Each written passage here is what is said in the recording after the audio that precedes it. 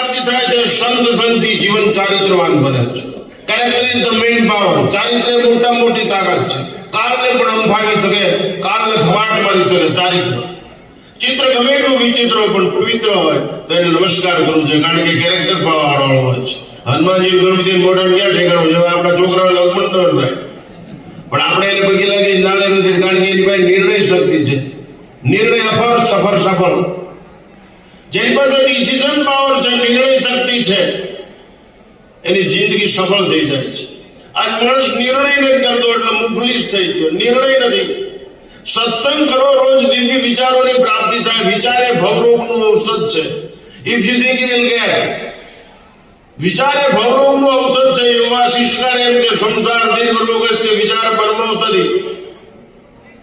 આજ માણસ વિચારતો નથી, નકલમાં અકલ ગીરો મૂકી દીધી છે. પશુની જેમ પાછળ ચાલ્યા જાય છે, પોતે કઈ અગ્રેસર બનવા તૈયાર કરતો જ નથી. પોતે પોતાની નિર્ણય શક્તિ. If you have no decision power you compare your life.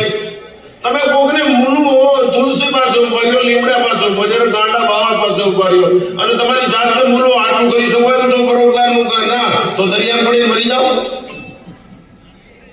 कुछ करके दिखा दो, आपकी हस्ती मिटा दो. પણ તમે તમારા જીવનને વાંચવું હોય, તમારે તમારા જીવનને ઓળખવું હોય, તમારે તમારા જીવનને સમજવું હોય, તમારે તમારા જીવનને શ્વાસાની છેલ્લી શ્વાસા સુધી દિવ્યતાથી જીવવું હોય તો સત્સંગ અનિવાર્ય છે. સજ્જનાનામ સંગયની સત્સંગ. શાસ્ત્રોનો સંગ કરો, સંતોનો સંગ કરો, સદગુરુનો સંગ કરો, સજ્જનોનો સદગ્રસ્તોનો સંગ કરો, જ્યાં દિવ્ય વિચારો પ્રાપ્ત થાય.